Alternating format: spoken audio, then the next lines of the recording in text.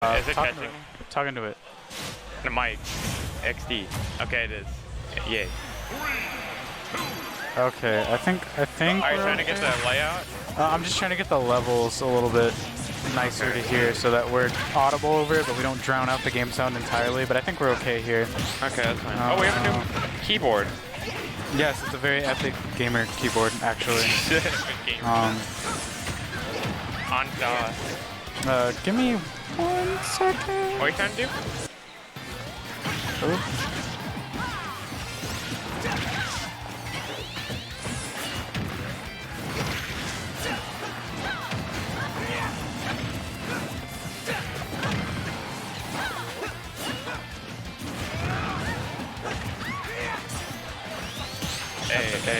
Hey. Okay. Alright,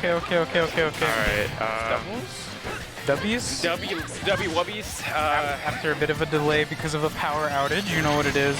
You know that's that feeling when you and your boys like don't get to go fishing. That's you through. That's how it feels, honestly. What does that even mean? I don't. Have you ever gone fishing with your boys? No? I can't say I relate to fishing with the boys. Espy, no! The air dodge is saving. Definitely save him. So Gidy, Jellocup, Espy, KJ. There's some powerhouses right here, dude. There's a lot of really good teams in this bracket. I'll say this is like a really powerhouse team to have when like this is semis, I think. Yes. Hopefully.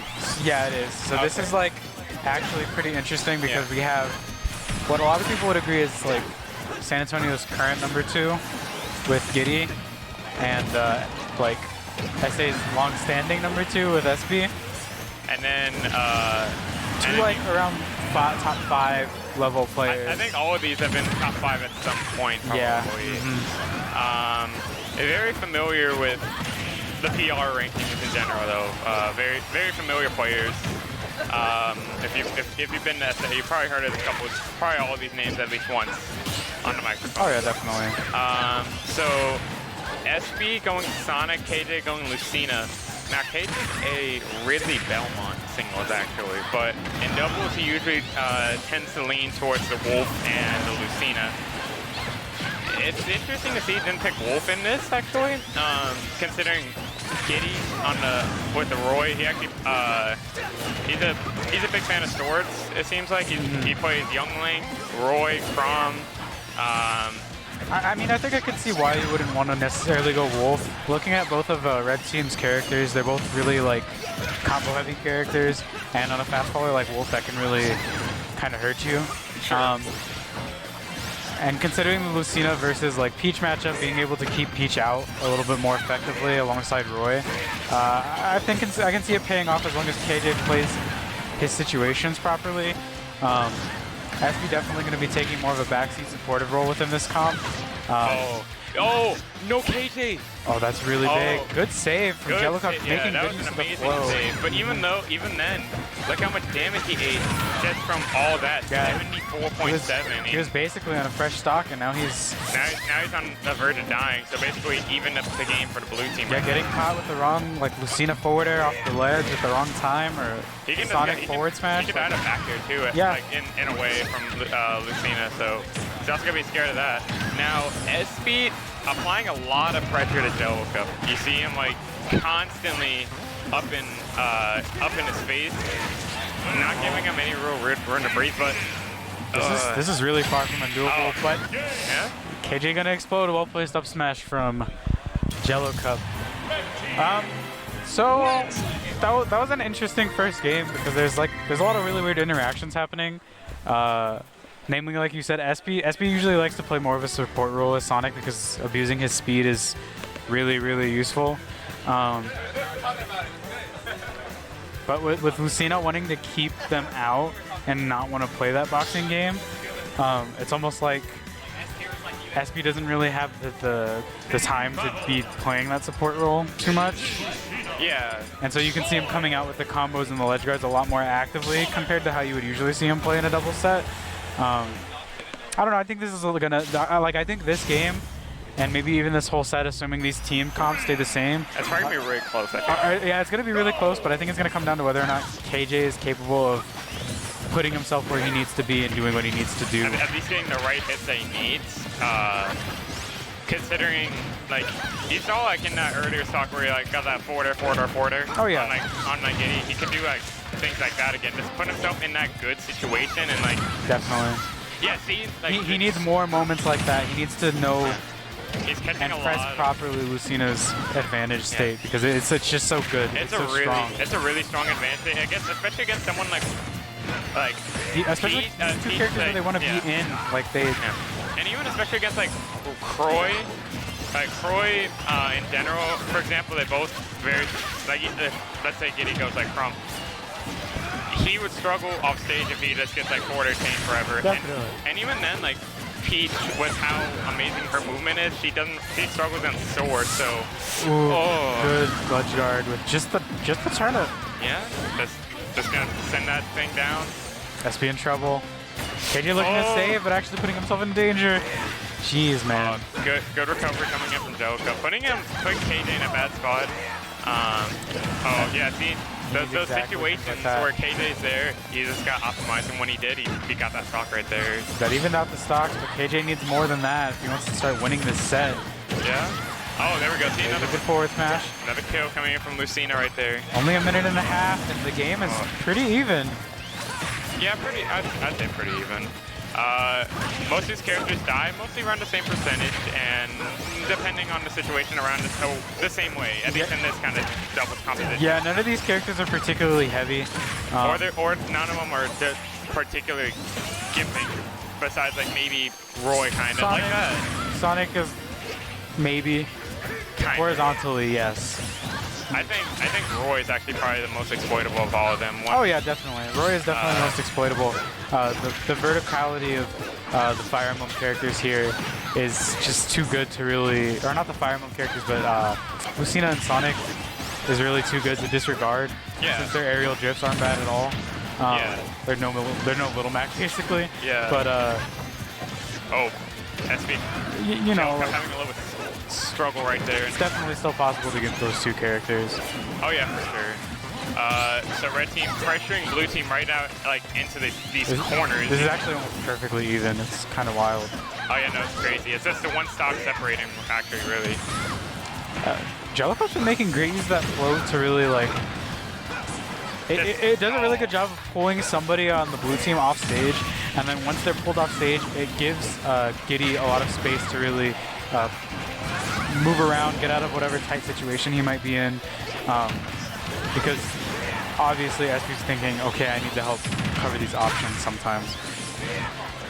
Yeah, so right now blue team has the advantage. Very minor though. It really just takes one good hit from red team, either character, to even this game out. It's just that if Gidy dies, that's going to be a really bad position. Definitely. But, I mean, look at this damage coming in from Espy. He's going on a tear.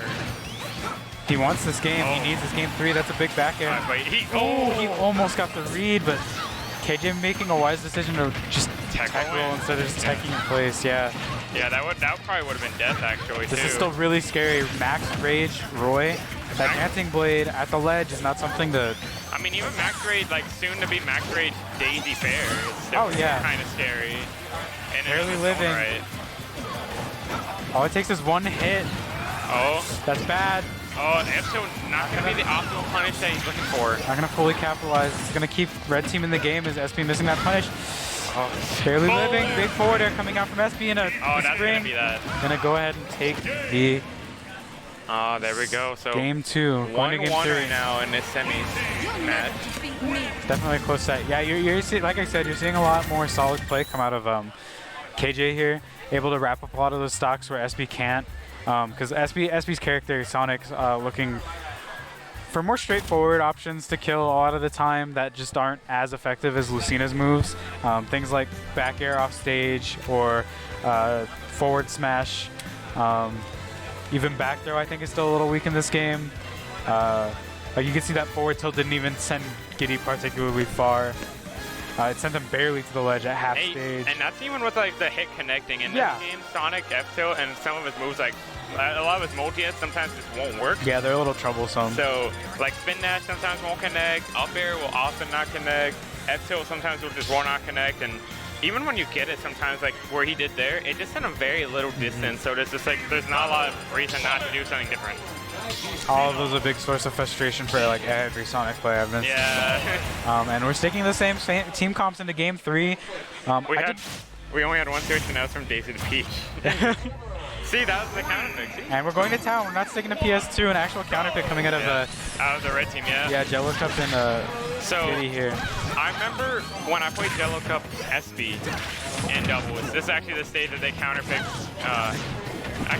This is actually where they counter picked me.